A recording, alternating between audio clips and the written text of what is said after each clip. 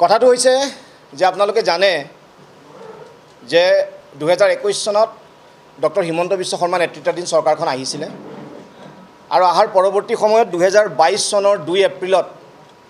মাননীয় ন্যায়াধীশ বিপ্লৱ কুমাৰ শৰ্মা আয়োগৰ প্ৰতিবেদন এক নাটকীয় পৰিস্থিতি বুলি কিয় কৈছোঁ যিসকলে এই বিষয়টো ফলো কৰি আছে তেওঁলোকে জানে যে ন্যায়িক আয়োগে দুবাৰকৈ সামন্দি মাতাৰ পিছতো অসম চৰকাৰে ন্যায়িক আয়োগৰ প্ৰতিবেদন গ্ৰহণ কৰা নাছিলে আৰু 1 এপ্ৰিলৰ দিনা নাটকীয়ভাৱে এই যি 2013 বৰ্ষৰ বহু সংখ্যক এছিএছ বিষয়াক এডিচিলৈ প্ৰমোশ্যন দিয়াৰ পাছত 2 এপ্ৰিল 2022 দিনা তেওঁলোকে ন্যায়াধীশ বিপ্লৱ কুমাৰ শৰ্মা আয়োগৰ প্ৰতিবেদন গ্ৰহণ কৰে কথাটো হৈছে সেই বিগত সময়ৰ পৰা আজি আঢ়ৈ বছৰ সম্পূৰ্ণ হ'ল 2022 চনৰ যদি আমি সেই 2 এপ্ৰিলৰ সময় ধৰোঁ এই বিগত আঢ়ৈ বছৰ সময়ছোৱাত এই ডক্টৰ হিমন্ত বিশ্ব শৰ্মা নেতৃত্বাধীন চৰকাৰখনে যি ধৰণৰ কূটকৌশল যি ধৰণৰ ষড়যন্ত্ৰ ৰচনা কৰি হ'লেও একাংশ এই বক্ৰপথৰে বাছনিভুক্ত ঠগ প্ৰবঞ্চনাৰে বাছনিভুক্ত বিষয়াক সুৰক্ষা দিবলৈ চেষ্টা কৰিছিলে সেই সুৰক্ষা এতিয়া বা সেই ষড়যন্ত্ৰ শেহতীয়াকৈ ন্যায়ালয়ে ৰায়ে উফৰাই দিলে কিয়নো বিগত 17 ছেপ্টেম্বৰ 2024ত যি আমাৰ বিশেষ ন্যায়ালয় আছে এই বিশেষ ন্যায়ালয়ে যিখন আমাৰ এছআইটিৰ যিখন 14 নম্বৰ তেওঁলোকৰ সাপ্লিমেণ্টাৰী চাৰ্জশ্বিট আছে সেই সাপ্লিমেণ্টাৰী চাৰ্জশ্বিট গ্ৰহণ কৰে আৰু যিখন সাপ্লিমেণ্টাৰী চাৰ্জশ্বিটত তেওঁলোকে 23জনকৈ বিষয়াৰ নাম সন্নিৱিষ্ট কৰিছিলে ইয়াৰ বেকগ্ৰাউণ্ড আমি কৈ যাম পিছত এই 23জন বিষয়াৰ নাম সন্নিৱিষ্ট কৰাৰ উপৰিও 14জনকৈ এনে বিষয়াৰ নাম সন্নিৱিষ্ট কৰিছিলে যিসকলক তেওঁলোকে চাৰ্জশ্বিটৰ 11 নম্বৰ কলামত নট চেণ্ট আপ বুলি লিখিছিলে অৰ্থাৎ তেওঁলোকৰ বিৰুদ্ধে উপযুক্ত তথ্য প্ৰমাণ অভাৱত তেওঁলোকক মানে দোষী সাব্যস্ত কৰা নাই বুলি তেওঁলোকক প্ৰেৰণ কৰিছিলে কিন্তু মহামান্য আমাৰ যিখন বিশেষ ন্যায়াধীশ আছে এই বিশেষ ন্যায়াধীশগৰাকীয়ে যি এছআইটি তদন্তকাৰী বিষয়াৰ যি তেওঁৰ প্ৰেয়াৰ আছিলে তাক প্ৰত্যাখ্যান কৰে আৰু 14জনৰ ভিতৰত 9জন বিষয়াক তেওঁ আদালতে নিজাববীয়াকৈ তেওঁলোকে দোষী সাব্যস্ত কৰে অৰ্থাৎ আইনৰ আওতাত আনে আৰু এটা আচলতে খুব ডাঙৰ পৰিঘটনা কাৰণ এই আঢ়ৈ বছৰীয়া কালত ডক্টৰ হিমন্ত বিশ্ব শৰ্মা নেতৃত্বাধীন চৰকাৰখনে এক প্ৰকাৰে সম্পূৰ্ণ পৃষ্ঠপোষকতাত এই যে বক্ৰপথৰ বাছনিভুক্ত প্ৰাৰ্থীসকলক সুৰক্ষা দি আছিলে এই যি এখন আঢ়ৈ বছৰ নাটক আছিলে এই আঢ়ৈ বছৰ নাটকখনৰ কিন্তু কিছু পৰিমাণে হ'লেও যৱনিকা এই 17 ছেপ্টেম্বৰৰ কিন্তু বিশেষ ন্যায়াধীশ আদালতে পেলাই থৈ গৈছে আমি যদি অলপ ক্ৰনলজি চাবলৈ যাওঁ অলপ বেকগ্ৰাউণ্ডটো চাবলৈ যাওঁ এই আঢ়ৈ বছৰৰ পৰিক্ৰমাৰ আমি ৰাজ্যৰ মুখ্যমন্ত্ৰীজনৰ যিটো স্থিতি দেখিম এই স্থিতিটো হৈছে অত্যন্ত হতাশজনক আৰু যথেষ্ট পক্ষপাতমূলক সংবিধানৰ নামত শপত খোৱা এজন মুখ্যমন্ত্ৰীয়ে যেতিয়া সংবিধানৰ নামত শপত খায় এজন মুখ্যমন্ত্ৰী তেতিয়া তেওঁ কয় যে মই ভয়বিহীনভাৱে মই পক্ষপাতবিহীনভাৱে মোৰ নিজৰ দায়িত্বসমূহ পালন কৰিম কিন্তু এই বক্ৰপথৰ বাছনিভুক্ত প্ৰাৰ্থীসকলৰ ভিতৰত খুব দুখ লগাকৈ স্বয়ং মুখ্যমন্ত্ৰীজনৰ কিন্তু যিটো তেখেতৰ ভূমিকা আছিলে সেই ভূমিকাটো আছিলে খুব দুখজনক হতাশজনক আৰু পক্ষপাতমূলক আমি তথ্যৰ আধাৰত এই কথাখিনি ক'ম কিয়নো আপোনালোকে জানে যেতিয়া 2 এপ্ৰিল 2022ত এই মাননীয় ন্যায়াধীশ বিপ্লৱ কুমাৰ শৰ্মা আয়োগৰ প্ৰতিবেদন দিলে এই প্ৰতিবেদনৰ এদিন আগতীয়াকৈ একাংশ বক্ৰপথৰে বাছনিভুক্ত বিষয়াক এডিচিলৈ প্ৰমোশ্যন দিলে তাৰপিছত গ্ৰহণ কৰিলে আৰু তাৰ পৰৱৰ্তী সময়ত কেতিয়াবা মুখ্যমন্ত্ৰীয়ে কয় যে এই পাৰ্টিসকলক এইবোৰ অসমীয়া ল'ৰা ছোৱালী প্ৰথম সময়ত কয় যে এইবিলাক অসমীয়া ল'ৰা ছোৱালী গতিকে আমি এই বিষয়সমূহ অলপ মানৱীয় দৃষ্টিভংগীৰে চাব লাগিব তাৰপাছত তেওঁ এই বক্ৰপথৰে বাছনিভুক্ত প্ৰাৰ্থীসকলৰ ক্ষেত্ৰত মানৱীয় দৃষ্টিভংগীৰ প্ৰসংগ আনিছিলে আপোনালোকে জানিছে সংবাদ মাধ্যমক এই বিষয়সমূহ যথেষ্ট গুৰুত্ব সহকাৰে প্ৰকাশ কৰিছিলে আনকি বিগত কিছুদিন পূৰ্বে আমি আনকি হেতুক লৈ প্ৰেছ মিটো দিছিলোঁ বিগত কিছুদিন পূৰ্বে আনকি তেখেতে এই যেতিয়া বিষয়সমূহ আহি আছিলে আমি যোৱা 24 আগষ্ট 2024ত আমি এইখিনি কথা আনিছিলোঁ যে তেখেতে কৈছিলে যে আনকি সংবাদ মাধ্যমৰ এপিএছচি কেলেংকাৰী বাতৰিবিলাক বৰকৈ প্ৰকাশ নকৰিবলৈ তেখেতে নীতি শিক্ষা দিছিলে আপোনালোকৰ মনত আছে হয়তো আৰু তেখেতৰ তেতিয়া মতটো আছিলে যে বেছিকৈ বাতৰি প্ৰকাশ কৰিলে সেইটো সময়ত সেই যিটো আমাৰ বৰ্ষৰ 2022 বৰ্ষৰ মূল পৰীক্ষা হৈ আছিলে এই মূল পৰীক্ষাৰ প্ৰাৰ্থীসকল বোলে হতাশ হ'ব অৰ্থাৎ চৰকাৰে দুৰ্নীতিৰ বিৰুদ্ধে ব্যৱস্থা গ্ৰহণ কৰিছে কিন্তু সেই ব্যৱস্থা গ্ৰহণ কৰিলে হেনো যিসকল আমাৰ যিবিলাক প্ৰাৰ্থীয়ে পৰীক্ষা দি আছে মৌখিক পৰীক্ষা দিবলৈ গৈ প্ৰাৰ্থীবিলাক হতাশ হ'ব এনে ধৰণৰ অদ্ভুত মন্তব্য দি হ'লেও তেখেতে কিন্তু এই প্ৰাৰ্থীসকলক এক প্ৰকাৰৰ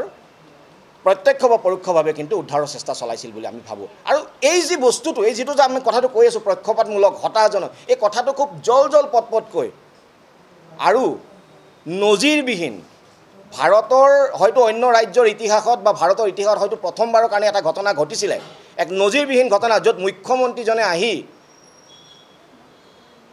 ন্যায়ালয়ৰ ৰায়ৰ বিৰুদ্ধে গৈ পেলাই তেখেতে এটা আক্ৰমণসূচকভাৱে মন্তব্য কৰিছিলে। আপোনালোকৰ সকলোৱে মনত থাকিব, যোৱা 24 জুন 2024 যেতিয়া এই SITখন গঠন হৈছিলে, যোৱা বছৰ 2023 চনৰ ছেপ্টেম্বৰ মাহত, এই ছেপ্টেম্বৰ মাহত গঠন হোৱাৰ পাছত তেওঁলোকে 24/6/2024 তেওঁলোকে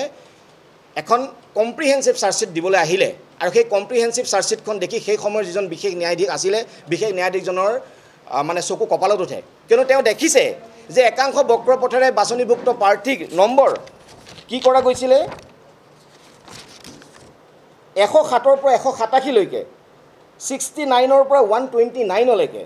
অৰ্থাৎ এনেধৰণৰ নম্বৰ বৃদ্ধি কৰা কিছুমান প্ৰাৰ্থীও আছিলে। এয়া তেখেতৰ 24/9/2024 অৰ্ডাৰত লিপিবদ্ধ আছে। কিন্তু ইমানখিনি থকা স্বত্বেও মাত্ৰ 4জন নে 5জন মাত্ৰ প্ৰাৰ্থীক মানে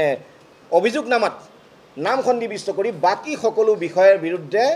আমাৰ সেই সময়ৰ তদন্তকাৰী বিষয় প্ৰদীপ ঠুগে ডাঙৰীয়াই তেখেতে সেইসকলৰ বিৰুদ্ধে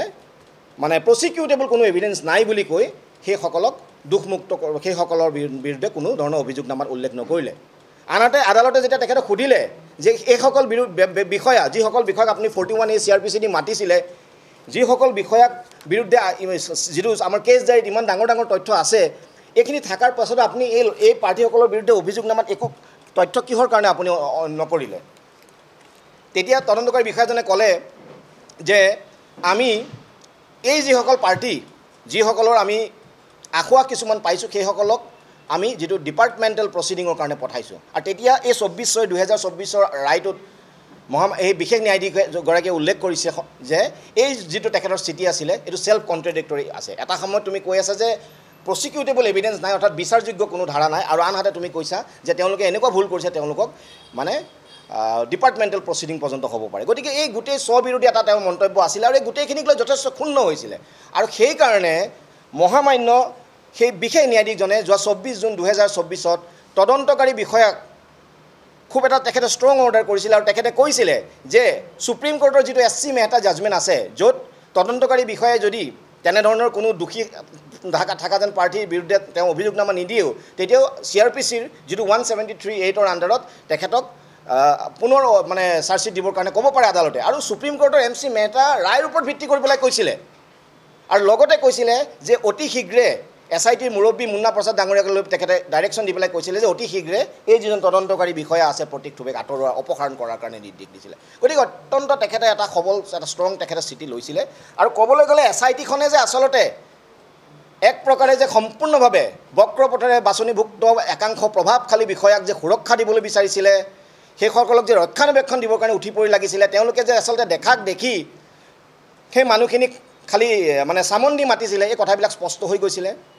আৰু অসম চৰকাৰে আচলতে এই ৰায়টোৰ পিছত কিন্তু যথেষ্ট বিপাঙত পৰিছিল। কিন্তু তাতকৈ আচৰিত কথা হৈছিলে যে স্বয়ং মুখ্যমন্ত্ৰীজনে নজিৰবিহীন এটা ঘটনা ঘটিছিলে। তাৰ কেইদিনমান পিছতে স্বয়ং মুখ্যমন্ত্ৰীজনে আহি পেলাই সংবাদ মাধ্যমৰ আগত আহি পেলাই কয় যে তেখেত নিজেও এই মাননীয় যিজন আমাৰ বিশেষ ন্যায়াধীশ আছে, তেওঁ ৰায়ত সন্তুষ্ট নহয়, বিশেষ ন্যায়াধীশজনে নিজেও চামন দি মাতিব পাৰিলেহেঁতেন। এতিয়া কথাটো হৈছে ন্যায়ালয়ৰ ৰায়ক এজন মুখ্যমন্ত্ৰী, he is the head of the government, চৰকাৰৰ মুৰব্বীজনে আহি য'ত তদন্তকাৰী বিষয়ে ভুল কৰি আছে,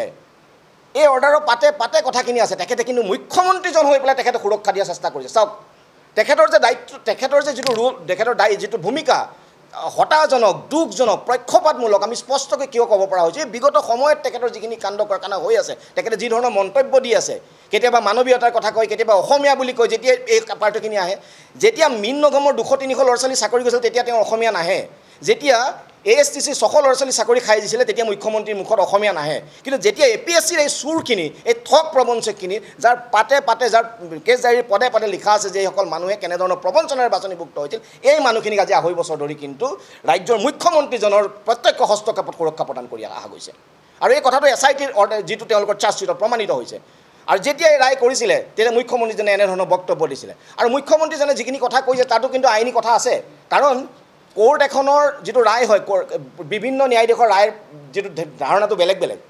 এতিয়া কথাটো কৈছে যে কোৰ্টে কাৰোবাক চামন দি মাতিব পাৰে কিন্তু কোৰ্ট কেনেকুৱা হয় court is not the authority to collect evidence collecting authority নহয় আল্টিমেটলি কোৰ্টে পুলিচৰ ওপৰত বা তদন্তকাৰী সংস্থাৰ ওপৰতে নিৰ্ভৰ কৰিবলগীয়া হয় গতিকে এনে কিছু দৃষ্টিভংগীৰে MC মহতা কেছৰ তেখেতে উচ্চতম ন্যায়ালয়ৰ ৰায় উদ্ধৃতি দি পেলাই তেখেতে এই কথাষাৰ কৈছিলে যিকোনো খবৰৰ বাবে যোগাযোগ কৰক